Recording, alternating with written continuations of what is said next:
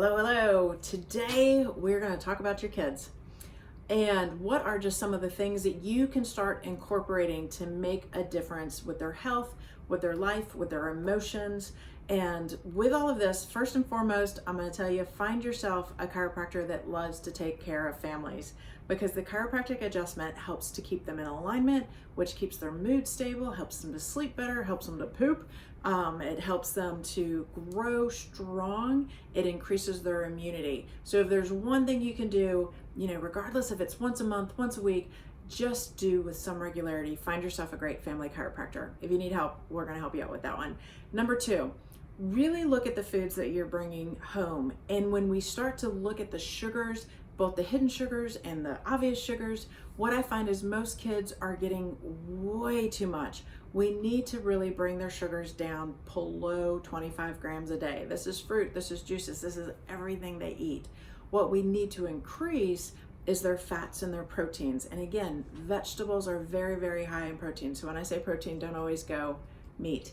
Remember that their tummies are tiny, so it's going to fill up fast and then they're going to be hungry again. And so a lot of times I see mood swings with these kids is simply a withdrawal of sugar, and they need to have the fat and the protein. So be able to give them that very, very quickly.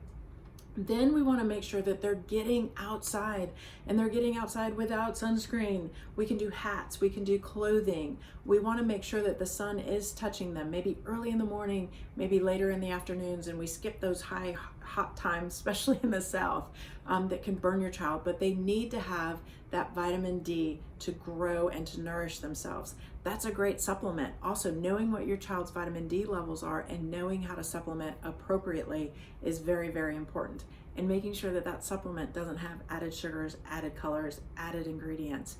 Then there's another thing is like, let's look at all the gunk that we're putting on them.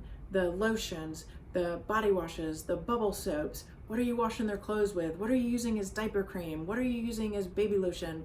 What are you spraying their rooms with? What are you cleaning their rooms with?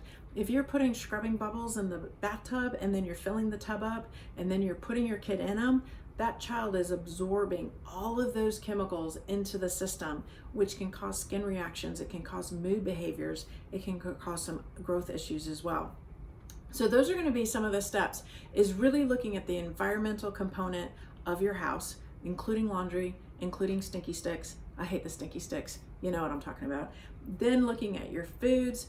And then the next thing is really, I tell all of my people, I've got older children and I've got younger children. There's 12 years between my oldest and my youngest. And I really feel like I kind of got grandkids with my younger ones. And my oldest will tell you that I spoil them rotten. And I tell them the difference is I figured out what was important. And when I was in my 20s, I didn't know what was important. I listened to everybody else and I forgot to listen to the kid. And with my younger ones, I've listened to my kid and I know what their heart means for importance. Reach out to your kids, play with your kids, enjoy your kids. They're such beautiful gifts. Talk to you soon. Bye-bye.